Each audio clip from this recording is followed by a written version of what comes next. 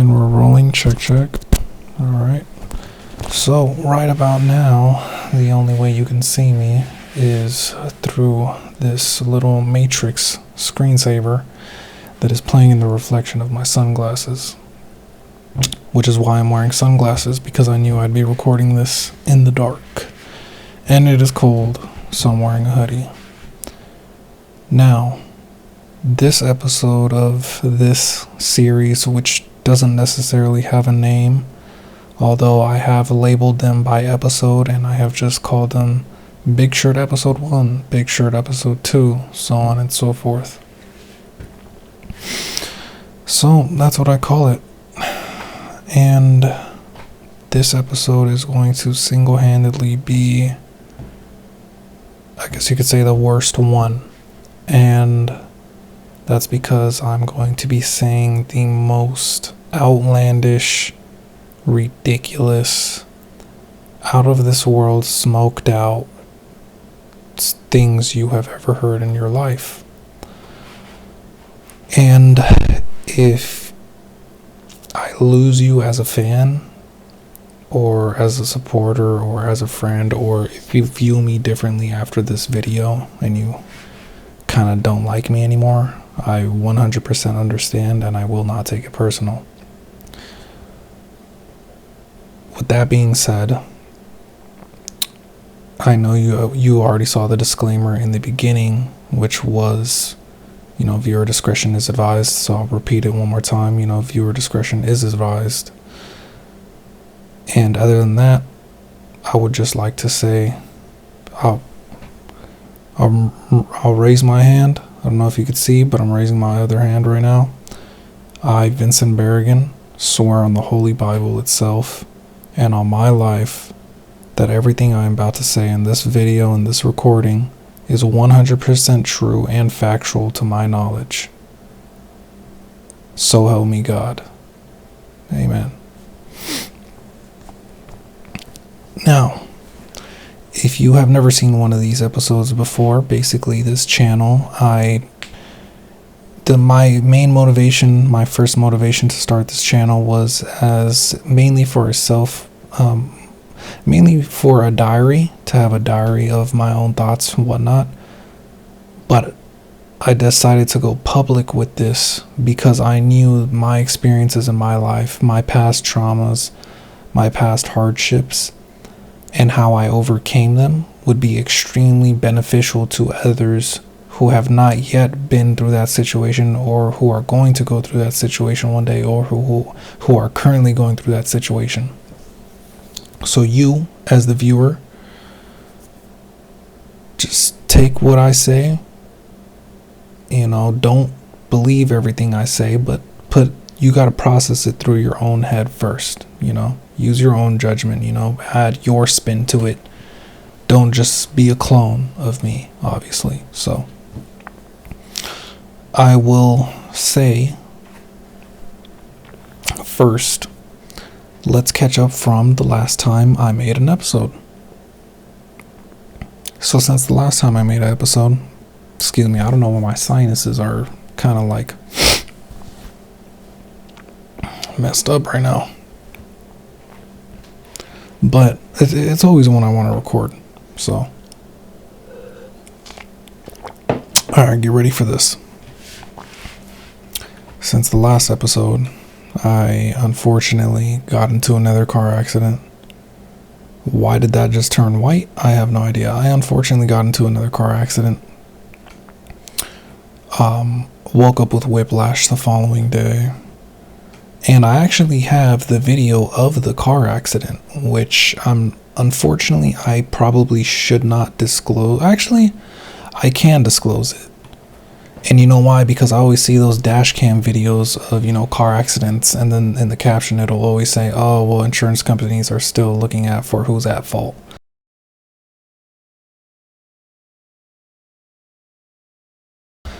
So, yeah, this chick hit me.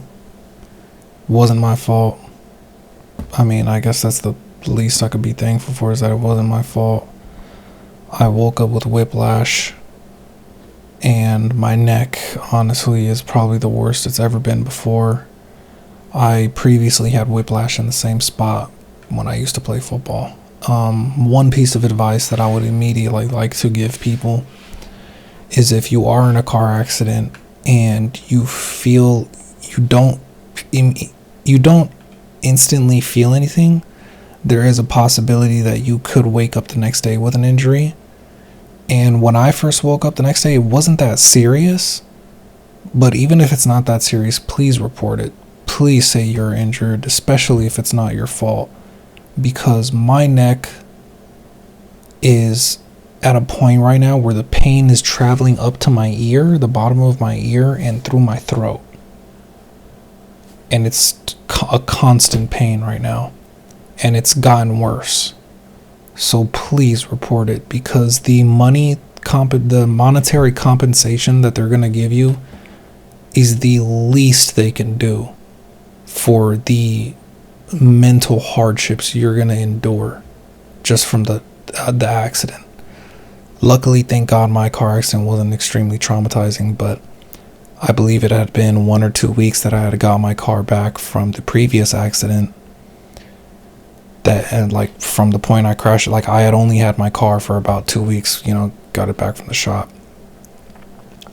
And that had happened, got injured. I'm still going to the chiropractor. They scheduled me for some MRIs, which I'll get to in a bit. Just another disclaimer, this is going to get crazier and crazier the further I catch up to today, to present day. Get into that car accident. Other than that, the only other advice I could give you is just drive extremely, extremely cautious, and drive as if these other drivers do not know anything. Then, as I'm going through that, I get cut from my insurance, my car insurance, for a speeding ticket back in January. So I was speeding 101 miles an hour on the freeway in the Camaro, and they gave me a ticket, and now they removed me from my insurance. So I'm going to let you guys know right now, one piece of advice that I could give you is, even if you are guilty, which I don't believe I was guilty, I believe maybe I was going 99 miles an hour. I know I was speeding, but I don't think I was going 101 miles an hour. Mind you, the cop never even showed me the gun. But, and granted, he was a good dude. I do respect him. But, even if you're not, or even if you are guilty, just plead not guilty to any traffic violation. Please, for God's sake, just plead not guilty. Unless it's a car accident and you messed up. I'm not saying to immediately be like, oh, it's my fault. If it's a car accident, this what I'm saying right now doesn't apply to that. But if it's a speeding violation or a traffic violation, plead not guilty to it. Please, because if I would have pled not guilty, I pled no contest, but if I would have pled not guilty, oh Lord, I wish I could have one of the few things I wish I could go back in time and change is that speeding ticket. I wish I would have gone back, pled not guilty. And now chances are what would happen is, I'm not saying the cop wouldn't show up, but the cop, let's just say the cop shows up, they probably would have gave me a plea deal of pleading guilty to, let's say, 99 miles an hour. That way I wouldn't have got removed from my insurance. I would have been eligible for traffic school, so on and so forth. There's many circumstances when it comes to speeding over 100. Speeding over 100 is a criminal offense. It is a misdemeanor in the state of California, United States. Luckily for me, the cop did not check the misdemeanor box, which is why earlier I said he was a cool dude. But at the same time, I feel like, and maybe I'm just being a little conspiracy theorist, but I feel like maybe I wasn't speeding over 100 because I don't recall speeding over 100. And then he said, hey, I'm not going to check the misdemeanor box, so I'm doing you a favor, which basically made me feel like, okay, I won't plead guilty and waste, court resources and waste your time, sir. But now look at me. I'm currently eating shit, and I have to find a new insurance company.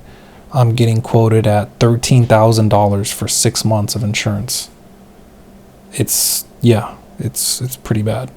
So please plead not guilty to any traffic violations. Do yourself a favor, especially if you're like me and you have zero record, then you should honestly just plead not guilty.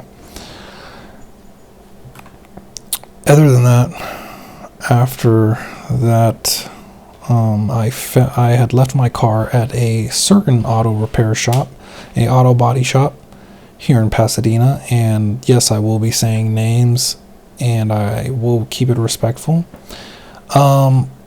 This auto body shop was involved in fraudulence, and they loaned my car out to multiple people, and not only that, but 2 individuals stole my car from the shop, and they had added 600 miles to my car.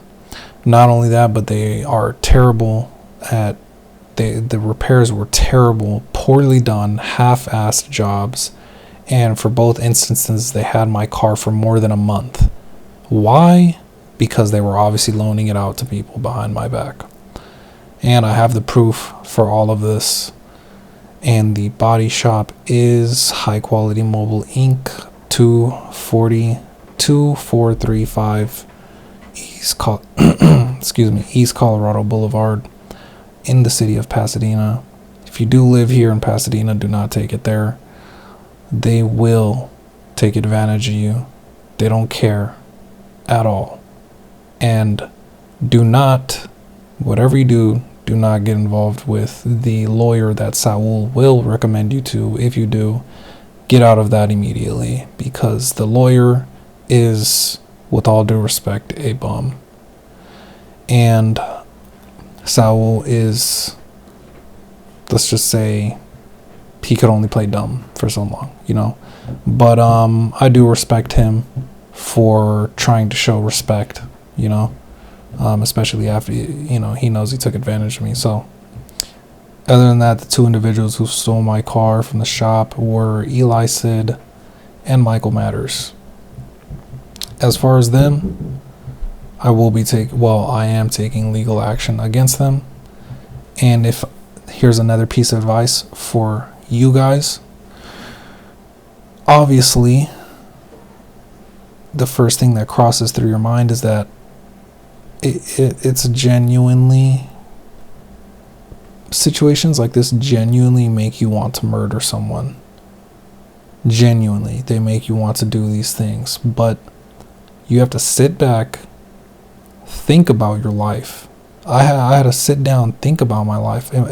Do I really want to go and hurt this person for taking my car, or do anything to him and then I end up in prison for somebody who's already, and it's because it was somebody that's already a piece of shit, who's on his way straight to hell? Is it really worth it for me to get in trouble for that? No. I think the right thing to do is to take legal action, and that way it doesn't fall back on me, You gotta keep a good head on your shoulders. I don't care, and I already know there's gonna be a lot of people out there that see this and be like, man, you're a pussy, man, you're a bitch, bro, because you went to the cops. Bro, I do not give a fuck. First of all, I'm literally just a citizen. It's not like I'm a gang member or we're gang members. I can go to the cops if I want to, I don't need to respond to crime with more crime, It's not the way I see shit, okay? You gotta think smart. I'm not gonna sit here and go fucking... And the situation gets worse because the first car accident, as you guys know from my last video, it was a hit and run, right? Well, guess what I found out? That this piece of shit, Eli Sid, was the one who hit my car the first time. He was doing a lot of fraudulence too, and he was going around hitting people's cars because he would get commission from the body shop.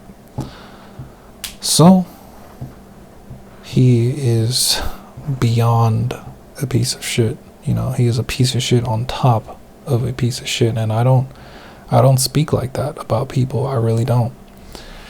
But yes, it was confirmed by an eyewitness, and it was confirmed by another person who said, "Oh yeah, he was asking me about people if I knew anybody who has good car insurance." So there it is there. At the end of the day, of course, I'm a human. I do want revenge, but you know, causing bodily harm isn't going to be worth it at the end of the day, because that will fall back on me, and I'm not going to let that ruin my life. Like I said, I have a perfect record, clean record, no criminal history, except for the speeding ticket now, obviously, which, I mean, isn't criminal, but... And other than that,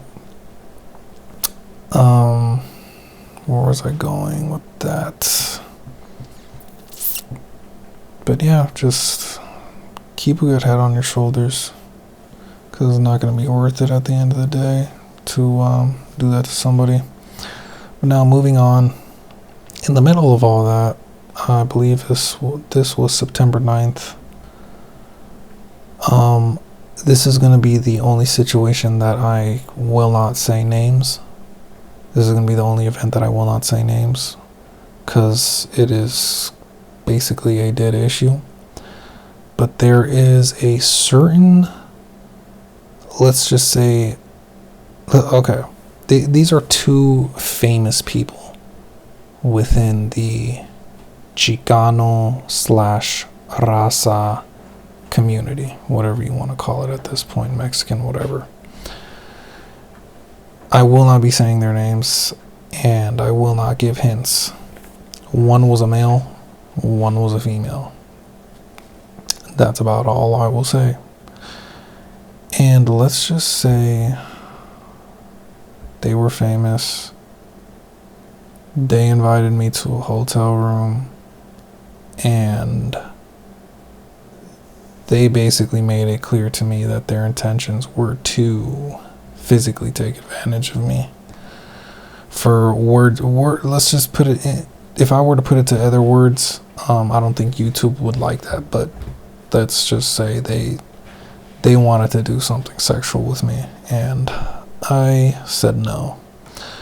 Luckily, they didn't get that far because I walked out, and that's that. So, how did I get in that mess? Excuse me. How did I get in that mess? So, these are two famous people. They wanted to work with me, right? I figured working with them would help me build my name as well. So, like I've been saying to you all, do not wait for anybody to give you a hand up. Do not wait for somebody. If you know you're truly a talented individual, do not wait for anybody to fucking give you a hand. They're not going to fucking save you. If you're a truly talented individual, you can do it yourself with the help of the Most High, with the help of the Lord. You don't need any other person on this planet to help you. Remember that. That's where I've been making my mistakes. I trusted these two people. Oh my God, dude. I'm sorry, this shit is hard to talk about. There's only a handful of people that know this situation that I went through, and it's just... Honestly, I don't even think the people that know about it know like how much it fucked with me mentally. Because these two people, I really... One of them, the male, I almost looked up to him. As a person, I almost looked up to him like, wow, this is a great dude. And now for them to want to do that,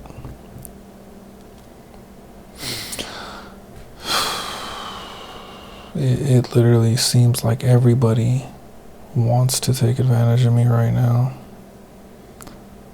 I mean, even with the car rental the other lady's insurance company, they put me in a rental, and then they try to take back liability even though they had already admitted liability. Tell me why the pieces of shit, and this is another name I'll include, is Rent-A-Car Enterprise on Foothill in Pasadena. Both of them are pieces of shit that work there. They try to fucking they made me pay out of pocket for the rental car because Mercury stopped paying for it. And what they did is they let me keep the car for 5 extra days, and then they called my dad's phone number and they said, oh hey, we're gonna have the car marked as stolen because he hasn't returned it. We've been trying to get a hold of him. Bullshit, they haven't been trying to get a hold of me. They have my fucking phone number. Fucking lying pieces of shit. So if I had advice for you on that situation, make sure you read the fucking receipts and make sure you ask the piece of shit there, hey, how long am I supposed to have the car for? If you ever have to rent a car. Because that piece of shit, that fat fucking piece of shit in there, both you motherfuckers, you didn't tell me how long I was supposed to have the fucking car for.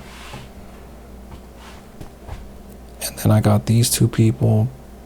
If you want me to get into the story specifically, basically what happened was I go to the hotel and we were supposed to celebrate for something. I go to the hotel.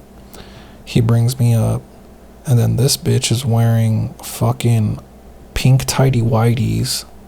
It wasn't like lingerie, but it was like some weird fucking pajama tighty whities. This, mind you, this bitch isn't even, she's not even pretty or nothing like that, you know? And then I'm sitting down, and then this dude keeps offering me drinks, and I'm like, alright, cool. Because I knew there was going to be drinks anyway, so I'm like, alright, cool. I had, I believe, 2 beers and a shot. And then he now it gets to the point where he offers me another drink, and I'm like, nah, I'm good, bro. I tell that to him, and he's like, man, you live close anyways, I'm gonna pour you another one. And he gives it to me. I'm like, the fuck? So I already knew not to drink that shit because, like, fool, what the fuck is wrong with you? I already told you no, motherfucker. Like, what? So that happened, and then it gets to the point where this sick fucking bastard says he wants to take pictures of me and this bitch kissing. And I'm like, the fuck? And the way he broke it down is like, okay, look, in this, let's just say it was a music video. He's like, okay, look, in this music video, you're gonna pretend to be her girlfriend or her boyfriend. I'm like, okay, alright, whatever. I've done acting before. Alright, cool. He's like, yeah, you guys are gonna hold hands and that's it. Nothing more. It'll never go further than that. And I'm like, alright, cool. So then he wanted to take pictures of us holding hands. I'm like, okay, this is fucking weird, but whatever. And then he's like, oh, could you give her a quick kiss? I'm like, what what are you talking about? I'm like, I instantly said, nah, I'm good. And he's like, oh, well, that's what you're gonna have to do. And I'm like, you never said that. You never said that. What are you talking about? And he's like, oh, well then, we're good. Like, in my head, I'm like, motherfucker, I'm good. The fuck you mean you're good? And so I just like, alright, cool. I walked out of there. I called him up the next day. I'm like, hey, what was that shit about? And, anyways, that dude's a bitch. He's a straight piece of shit, and so is the fucking female that was involved in that. And all I know is those motherfuckers better stay far the fuck away from me. Cause I better not ever fucking see you in real life, cause I'm gonna lose my shit. And that is not a threat. Alright? Anyways, yeah, those pieces of shit are fucking, they're just, I'll put it to you like this, those pieces of shit are just a little bit better than child molesters. Straight up. Fuck those fucking people. And back to what I was saying, so that I could benefit your life, you watching this right now, I felt like they would help me build my name. Don't fucking trust somebody. Also, go with your gut. And also never fucking drink in a room of people that you do not know. Never fucking drink or never be intoxicated in a room of people you do not know. For you people who are younger than me, I'm 21 years old. For you people who are younger than me, and for you people who are my age too, we the way we were raised is like, our parents always taught us. I mean, I didn't grow up with my parents, but people like our elders always taught us. All people are gonna peer pressure you, like, hey, drink this fucking beer, smoke this cigarette. That's not how peer pressure is anymore in the modern day. Now, peer pressure is, they make it cool. Like, oh, weed, man, I smoked weed, my grades went up. Like, bro, I was at the function drinking, bro. I had 20 bitches dancing on me. Like, bro, like, dude, shrooms changed my life, blah, blah, blah. Don't fall for that shit. I'm gonna let you know right now, don't fall for that shit, alright? Don't be a fucking follower. Be a leader, alright? We need more fucking leaders. We don't need any more fucking followers, okay?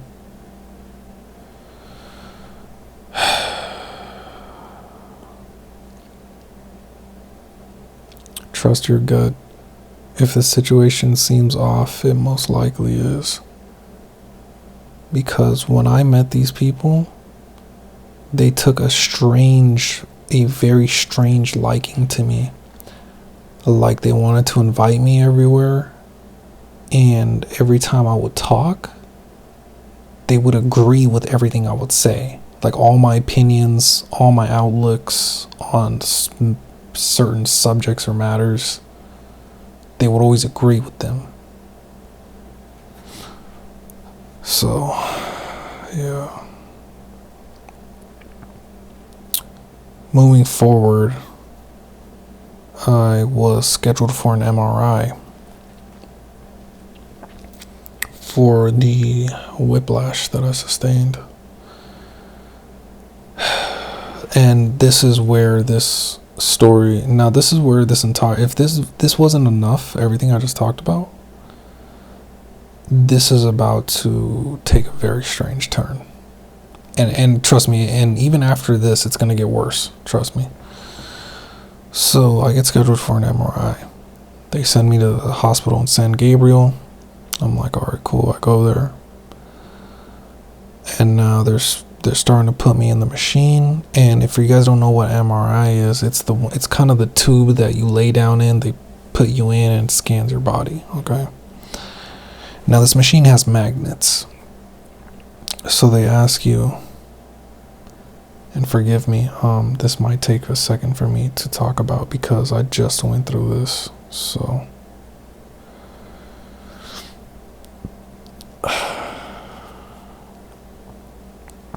you guys got to keep in mind, if I'm being 100% honest, I don't want to give it more power by talking about it. I'm a very strong person, but I know there's a certain spirit of anxiety that always tries to attack me. So, and after my sister got shot and I saw her in the hospital like that, even though she lived, I never liked hospitals again after that. And then after my heart, when you get a heart procedure done and and they put you under and they stick cables through your groin up to your heart, and then they say, oh, well, the procedure was unsuccessful, go home. And they send you home all fucked up in the head. You never want to go to you never want to go to another hospital again. And when you do go to a hospital, you're already on edge, just because that's how fucking traumatizing it is. And as far as that goes, all I know is I'll never let them put me under again. Fuck that. So now I'm in San Gabriel. I'm at a hospital.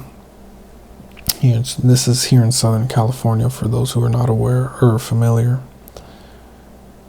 I go to the MRI. Keep in mind with the procedure, they didn't leave any piece of metal. They didn't leave anything in my body. They didn't leave anything. Because if you have a piece of metal in your body, you cannot take an MRI. So I go, they put me in the tube, put me in. I feel kind of the, like the magnet starts moving or something starts moving. And I start to feel claustrophobic. My heart started to race. And I said, nah, you know what, fuck this. And I had squeezed the thing to make them pull me out. And they pulled me out. They said, hey, are you okay? And I'm like, I just started catching my breath. I just started taking some deep breaths because my heart was racing. And I was like, no, I just feel claustrophobic. Like, I just need to catch my breath. My heart's racing right now. And she said, oh, okay. And I said, how long do I have to be in there? She said, sir, I haven't started the machine. And she said, you have to be in there for 15 minutes. And I'm like, 15 minutes? There's no fucking way I could do that. So I said, no, okay, what else can I do? And she said, by the way, I just want to say the nurses there at the San Gabriel Hospital were so sweet. They were some of the nicest people I've ever met. One of them actually lives on the same street as me, which is what we were talking about a lot there. Some of the nicest people I've ever met. Especially, the lady that put me in the MRI machine. They were very, very nice to me. And very understanding. And unlike the people at LA Health General that did my heart procedure. Now, those are some pieces of shit. Not all of them, but a lot of them are. A lot of them were. Trust me, a lot of them were. So she said, okay, look, we're gonna send you to another location that has a MRI machine, but you sit down in it. You kind of like sit down in between two big donuts, like donut shaped objects. You sit down in it and you'll feel less claustrophobic. I'm like, okay, fine. It's kind of far from where I live, but cool. And this was around, coincidentally enough, this location, it was Bellflower, was right next to the house in Lakewood that I used to live at when my mom had passed, which I'll get to in a bit. So now the day of the appointment comes. I tell my grandpa, I'm like, hey, I'm gonna be in the area. He lives in Anaheim. I'm like, hey, I'm gonna be in the area that day. I'll be at your house that day after I take this MRI. I wake up 6 a.m, go to the MRI, get there. I'm perfectly fine. It wasn't even a hospital. It was like literally a location to take an MRI, so it didn't even have that hospital feeling at all. Very nice environment, very nice, extremely nice people there, especially the lady who was doing the MRI on me. I get there, I get dressed, and I take my clothes off for the thing. I'm perfectly fine, perfectly calm, no anxiety at all. I'm not anxious at all. I sit down in the machine. She puts this brace around my neck because, my injury is in my neck, so they only need to scan my neck area. And now she sits me down, she turns on the machine, and I feel something almost go through my heart. My heart reacted to it. And, well, I guess I can't say specifically my heart, but in my heart area, in the left side of my chest, I feel something kind of move. It was almost as if something got sent through my heart, like a wave got sent through my heart. I felt a pain there, and it was almost twice. And I said, okay, this must be normal, right? This must be normal. So I waited a couple seconds, and I'm like, nah, you know what, fuck this. I'm gonna have them pull me out, and I'm just gonna ask them just to make sure. I squeezed the thing. She comes in and she immediately starts taking the stuff off and starts pulling me out. And I'm like, I just like I just started feeling weird. I felt pain in my chest, and she was like, "Yep, you look She was like, "Yeah, you look about 4 shades whiter than you just did." And I'm like, "What?" My body felt kind of weak, and the strangest thing about this is around March of this year, 2024. I had got some blood drawn for some tests, just basic checkup stuff. And I almost fainted. I want to say it was because I didn't have anything to eat before, but I had almost fainted. It's not a good feeling. And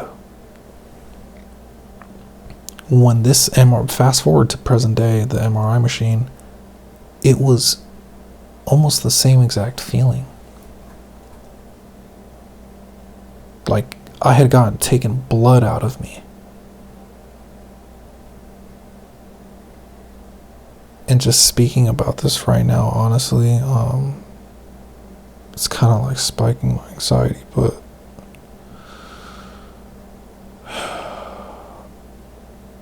this is the part of the video where I don't have any direct advice for you. All you can do is listen to the way that I carry on with my life, and if for whatever reason you experience the same thing, I pray and I hope, I pray to the Lord, the Most High, that you find this video and hopefully you could find some closure with how I'm still alive. They take me out of the room, they sit me down. I was shaking a bit, and I just felt a little weak, shaking a bit. She said, "Yeah, through the window, as soon as I looked up, as soon as you squeezed the thing and I looked up, I could tell through the window that you were 4 shades whiter." And I instantly said to myself, if I can tell he's 4 shades whiter from here, I need to pull him out immediately. So that's what happened. She pulled me out. And a couple minutes went by. I started getting ready to go. And she said, you're looking better. It looks like, your skin color returned back to normal. I'm like, okay, cool. And she said, did you have an anxiety attack or a panic attack? I'm like, no, I felt perfectly fine the entire time. As far as anxiety, obviously. I was like, no, I felt perfectly fine, blah, blah, blah. I started getting ready to go. And I was starting to head out. And the entire time,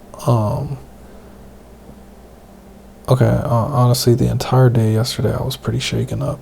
Honestly, okay. Look, I'm gonna be honest. I was pretty fucked up, and I still am. And this happened yesterday. My neck is really fucked up. It worsened my neck. Like I said, the pain is now traveling up to the bottom of my ear and into my throat, and it's really fucked up right now. So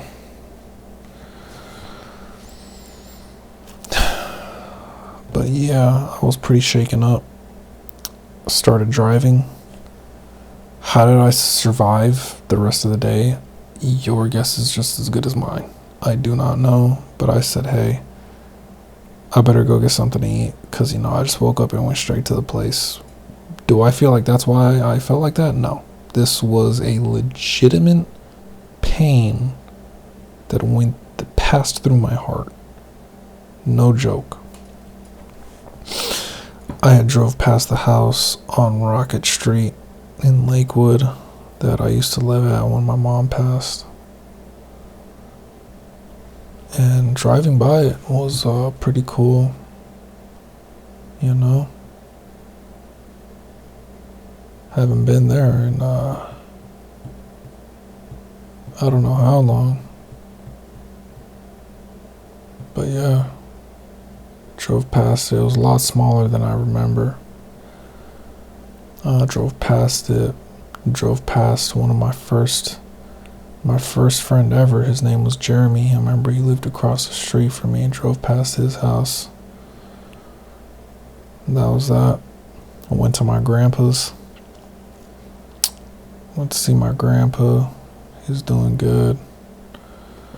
I mean, he's doing what he's doing, you know. How that motherfucker's still alive, I have no idea, man.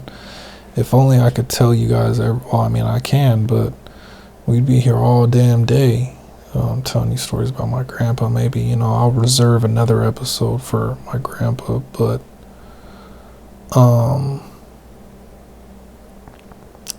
my grandpa, he's doing cool. He's doing alright. He just got out of a big car accident. He totaled his car, and I'm telling you, this dude is he's already like super fucked up. He's always in and out of the hospital, and then this motherfucker split his head in a car accident. Calls me from the hospital, and he's like, Vincent, I totaled my damn car, split my damn head open. I'm like, motherfucker, how are you even talking to me right now? But that's my grandpa, man. And for the record, this is my grandfather from my mother's side. So yeah, that's pretty cool. And I remember in that phone call too, I was like, hey, when are we gonna go to the casino? He was like, no, Vincent, I'm never going back to that damn casino. Damn it, I almost lost goddamn everything last time I went there. And I was like, oh, all right. Tell me why when I went to go see him yesterday, he was all like, Vincent, let's go to the damn casino. I got some money for you. And I was like, bro, what happened last time I asked you about the casino? He's like, Vincent, that was back then. Damn it. That was back then when I didn't have no money. Now I got money. Okay, I'm kind of exaggerating the southern accent, but still, he got the old guy talk to him, you know. And so, you know, I'm trying to whisper right now, and that was pretty crazy. So after I got home, I get a phone call, and it's a lady from the MRI. Basically, when I had left the MRI place, they tell me, hey, we're gonna mark you down as pending, see if you get a CT scan. I'm like, all right, cool. I get home, I get a call from a lady. She's like, hi, Vincent, I see right here you're marked down as pending, and it looks like today you might have had a panic attack or anxiety. I was like, no, miss, I did not have panic attack. I did not have a panic attack or any anxiety at all today. I felt a legitimate pain go through my heart today, and I just don't know what to tell you. And she said, okay, sir, well, that's not possible. If you're telling me you have no pieces of metal in your heart, that's not possible that you felt that pain in your chest. And I said, look, miss, your guess is just as good as mine. I really can't help you. And she said, well, the machine is only scanning your neck, and you're telling me you don't have any metal in your heart or any metal in your body at all. There's no way. It's not possible. But luckily she was very understanding. She was super sweet. But she was, at the same time, she was telling me, like, look, this isn't possible. If you're telling me this wasn't a panic attack, then I don't know what it was. She didn't know what it was, and she said, okay, I don't know what I'm gonna tell the doctor now. Because what am I gonna tell her? And I even told her too, I'm like, look, if I had something in my body, if for example, like when I've gone to the airport, it would have came up and the metal detector if I had anything. I've been to the airport. I've been to LAX. TSA's a bitch, going through. I'm not saying the people there are that. I'm just saying like it's a pain in the ass to go through. That would have came up,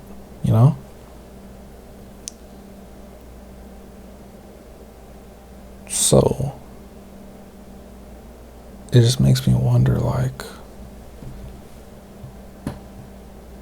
why am I put through things that no other human being in this planet has been through that I know of?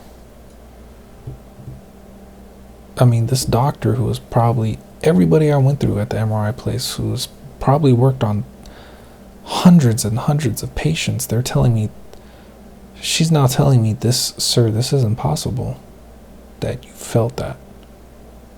First of all, it wasn't scanning your heart, and you don't even have any metal in your body. So there's no way. And what the doctor that, when rushed in and pulled me out, she said, yeah, you're not supposed to feel anything at all. And I'm like, oh shit, I am thankful to the Most High Lord. I am thankful that I am alive right now. Because if I would have been in there that 15 minutes, I don't think I would be here. Amen. But she said, yeah, you should not feel anything in that machine. And I was like, thank the good Lord that I had them pull me out. So I guess I am truly just an anomaly. It's cool, I guess. But at what cost? My health, my mental health. It's not a good feeling.